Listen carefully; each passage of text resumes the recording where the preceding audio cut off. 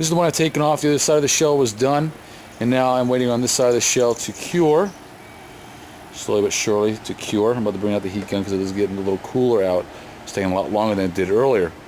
And then the mold for the Recon will be just about done. I am going to drill the holes. I'm going to trim all this excess off and then make her all pretty and put bolts through her and call it a day. I'm going to cast out tonight. I'll show you all the casting in a little bit. I do want to take some time.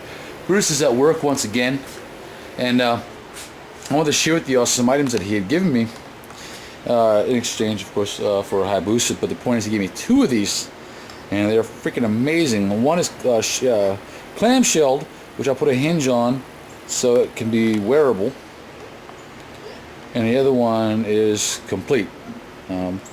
So one will become display, one will become wear, and you can see these things are freaking, they're beautiful. Let's see, they, of course, if you don't know who it is, it's Dr. Doom.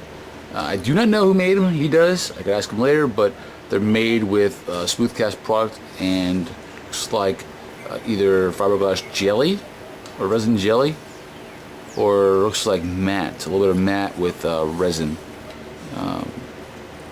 But they're nice. They're very nice. They're light. Of course, you can see they are smaller, so they do not fit. I'll show y'all real quick here. Let me look stupid for y'all. Hey, Dave's about to look stupid. Yeah. Ta-da! I can balance a head on a head. Okay, now rub my tummy and pat my head.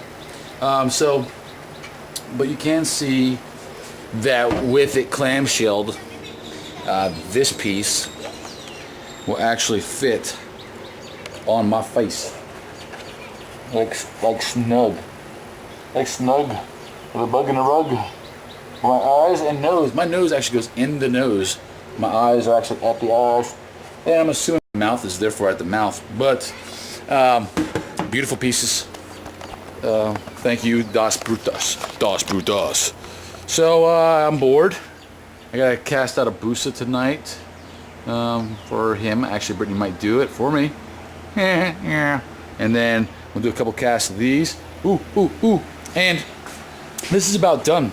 So I'm about to pull it apart and then show you all how it looks. This is the huge freaking mold for the new toe for the boots. Yeah, I'm excited. So I'm gonna pause and then I'm gonna open it up like a Christmas present. All right.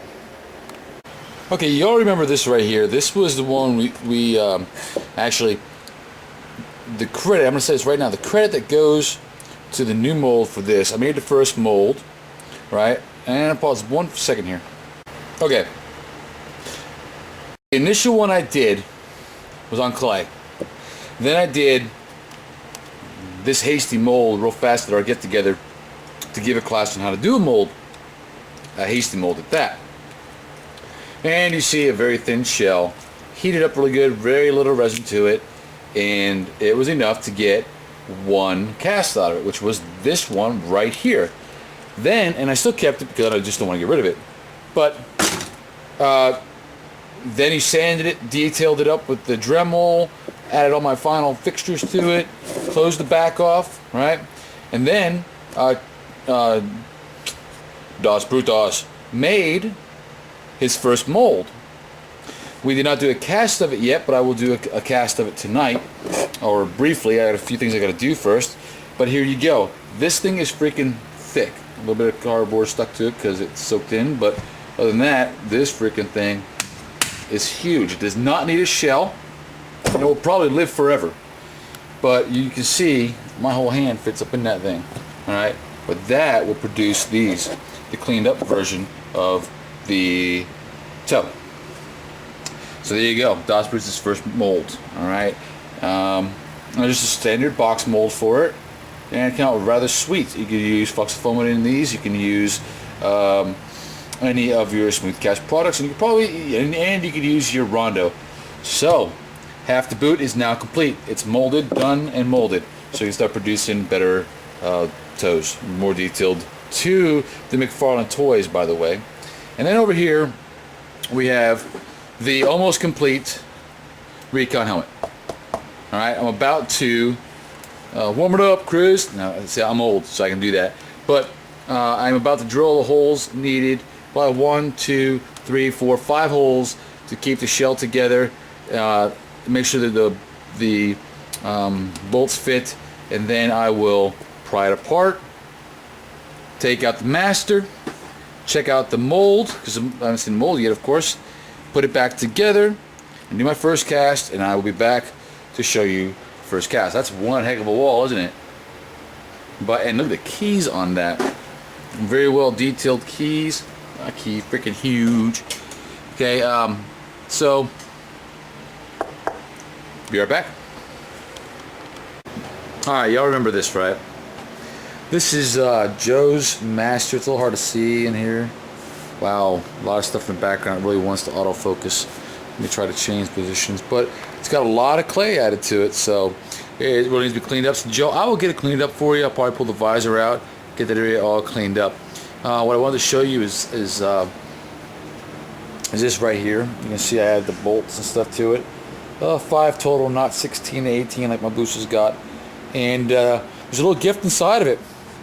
So I'm about to pull it and show y'all what we got. Okay, I want to show y'all something real fast. I used Tim's method of extending the neck down instead of in to catch the excess plastic. You can actually see inside your mold a lot more clear if you do it that way. Here's something else that's really cool about this, okay? That's a cast inside there, alright? Watch this. Who can wear the freaking mold? How many of you can say you can actually wear your helmet in the mold? Alright, that's all I got. As you can all see, it's a little bit of a pain in the butt to get this thing off, but very gently take it apart, and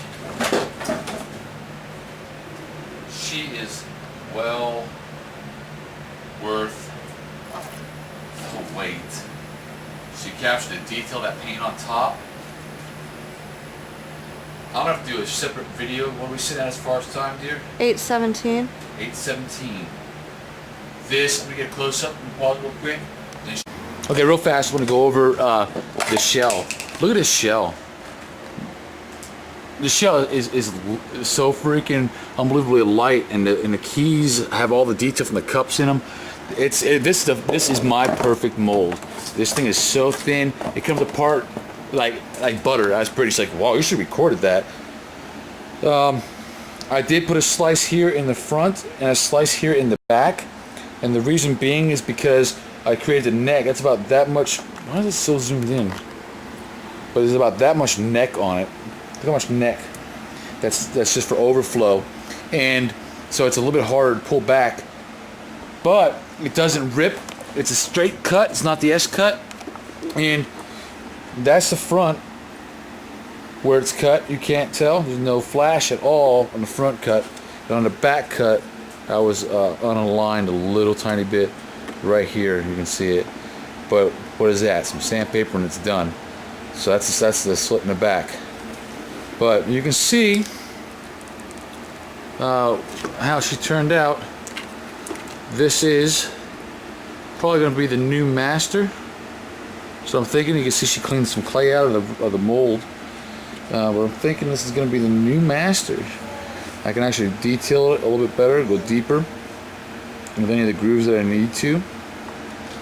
She's got the texture up top. Well, 405th members. There we go. I got the comparison shot. It's 10 minutes, so I got to go, but the old and the new.